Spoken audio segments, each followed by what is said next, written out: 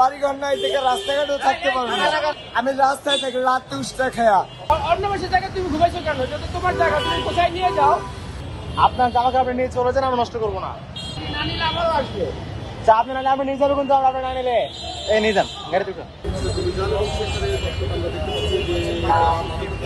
এটি আমরা করবো না, আপনারা এগুলো নিয়ে চলে যান, বাইরে চলে যান। এই যে বিশ্ববিদ্যালয়ের এই পঞ্চাশ এই বাইরে আপনারা থাকেন, সমস্যা নেই। উষ্টা সবাই যদি দেয় কই যাই আমি? আমার তো বাড়ি ঘর নাই, আপনি থাকেন কোথায়? আমি এইখানেই থাকি। কেউ বলতে পারবে না আমি কারো একটা সুতা ধরি, কিন্তু আমি রাস্তায় থাকি রাত উষ্টা খেয়া। কিসের জন্য? আমার তো বাড়ি ঘর নাই, আমার তো বাবা মা নাই।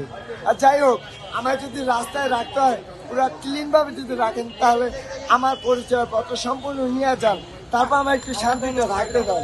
বাড়িঘর নাই থেকে রাস্তাঘাটেও থাকতে পারবো না। আমার যেহেতু একটা ব্যবসা আমি করি, সেটা হোক ছোট হোক বড়, আমার পায়ের আপনি আমি পানি বিক্রি করি, বোতল বিক্রি করি।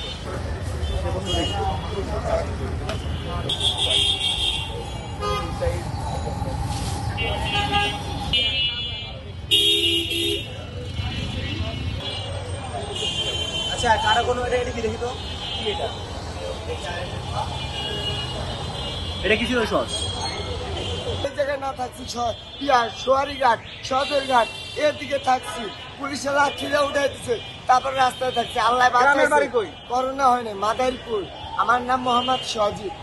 এই জায়গাগুলোতে সৌন্দর্য করতে গাছ লাগিয়ে দেবো, যাতে করে কোনো ধরনের পরবর্তী সময় এরা এসে আবাস করতে না পারে। ক্যাম্পাসটাকে সেফ অ্যান্ড সিকিউর করার জন্য আমাদের যা যা করা সবই করবো, আমাদের সম্ভাব্য আইনত যা যা করা সম্ভব সবকিছু করবো ভাই।